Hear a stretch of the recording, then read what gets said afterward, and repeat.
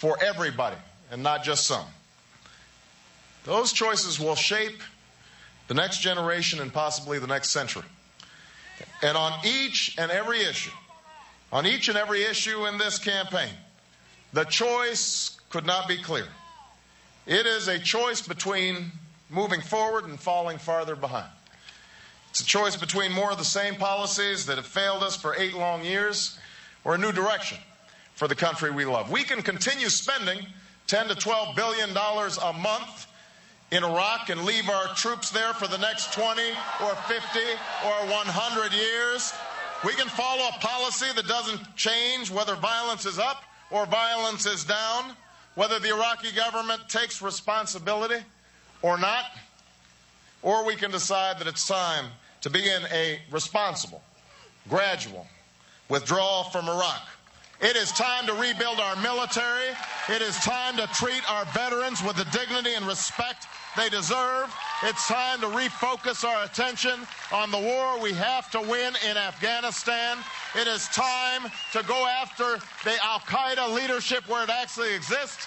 It is time to bring this war in Iraq to a close. And that's what we will be working with and working on when I am President of the United States. That's the choice in this election.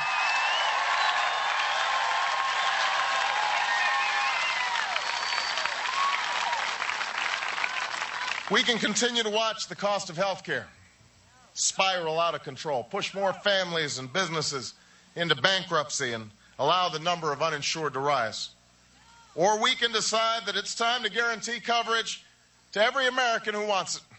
It's time to bring down the typical family premium by $2,500, and it's time to bring down the costs for the entire country by bringing our health care system into the 21st century through better technology and more emphasis on prevention. And nobody knows this better than Hillary Clinton. And that's the choice you have in this election. You can go with John McCain's plans to do nothing, or you can stand side by side with me and Hillary Clinton and finally, once and for all, provide the health care that every American needs in this nation.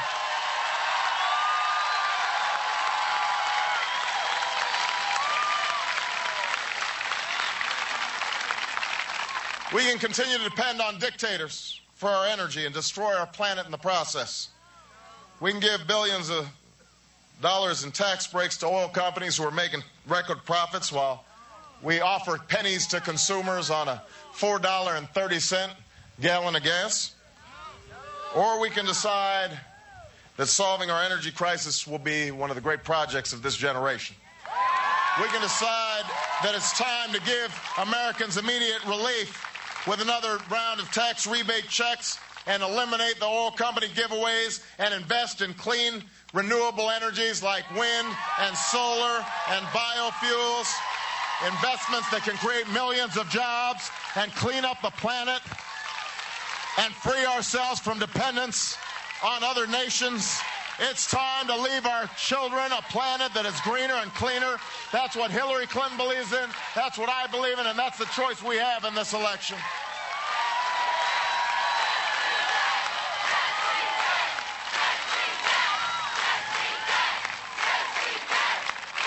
We can watch another generation of children languish in schools that don't work, graduate without the skills they need to compete in this new global economy.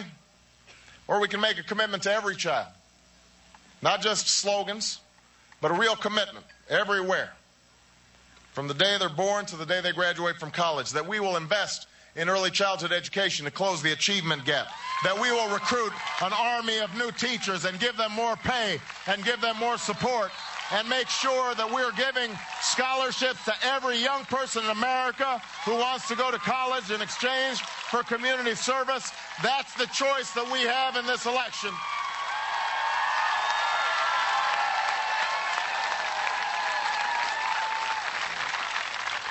And when it comes to our struggling economy, we can allow the divide between Main Street and Wall Street to grow, or we can ensure that our prosperity is once again a tide that's lifting all boats. We can have a tax code that rewards wealth and hands out billions of dollars more to big corporations and multimillionaires, or we can provide a $1,000 tax cut to 95% of families in America, start rewarding work and not just wealth and eliminate income taxes for seniors making $50,000 a year or less. That's an agenda for change that we can believe in. That's the choice that we can make in this election.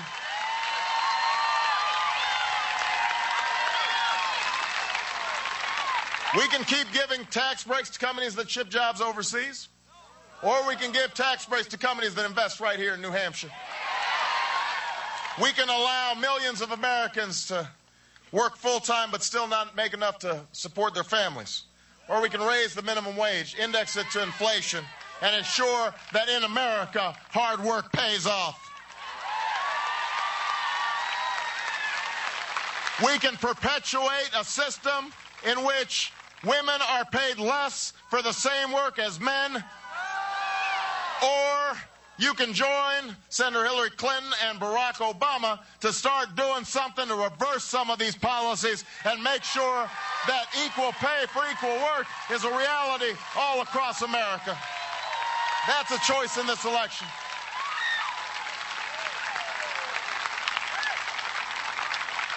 No matter where we've disagreed, these are the issues that have always united Senator Clinton and myself. They're the causes that unite both of us as Democrats, and I believe at this moment they are the causes that can unite us as Americans. Because the choice in this election is not between left or right. It's not between liberal or conservative. It's between the past and the future. And it's time for us to move towards that future together. I know it won't be easy. Senator Clinton knows it won't be easy. I know it won't be easy. It's not going to happen overnight. And I know that there are going to be times when we as Americans disagree. But I also know that I've seen people of differing views and opinions come together and find common cause throughout the 2 decades in my public life.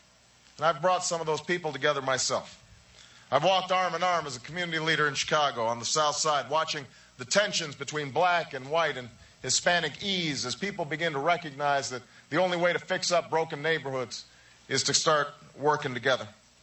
Through 2 decades of service, I've worked with friends in the other party to provide more children with health insurance and more working families with tax breaks, to curb the spread of nuclear weapons and ensure that the American people know where their tax dollars are being spent, to reduce the influence of lobbyists in Washington who've all too often set the agenda. In our country, I've found this cooperation does not happen because we agree on everything.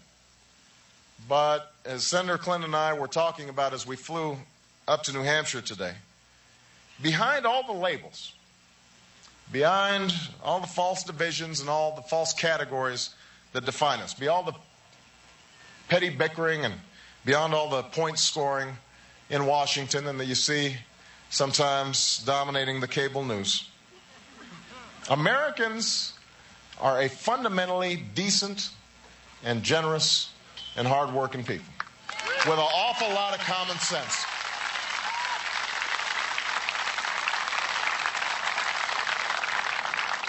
That's been the great privilege of this campaign.